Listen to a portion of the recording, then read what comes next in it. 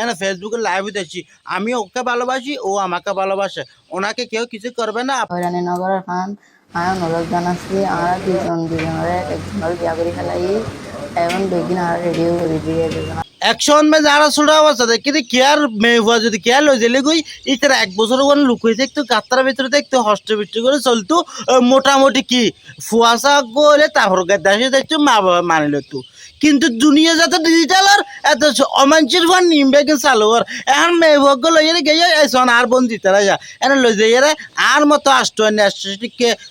সাংবাদিক বা আরো কি আর ডাকিয়ে এনে ফেসবুকে লাইভ দেখছি আমি ওকে ভালোবাসি, ও আমাকে ভালোবাসে, ওনাকে কেউ কিছু করবে না, আপনারা অভিযোগ নেই, আমরা চুকি আছি। এই তোরা তো লজ্জা সরম এই তোরা তো নেই, তোরা লেখো গেলে বেহাইয়া গেলে গই তোরা গেছিস তোরা মস্ত না এটা মনে হলে কর্ণাফুলি নিচে দিলে যায়, থলুর নিচে দিলে যায়, তোরা দিল্লে মনে হইলে তোরা করিম না না তোরা জানে না ওয়ার ওয়ার ক্যামেরার সামনে দেয় গোস এটা মা বাবার এলাকাবাসীর মান সম্মান তা খাই যাই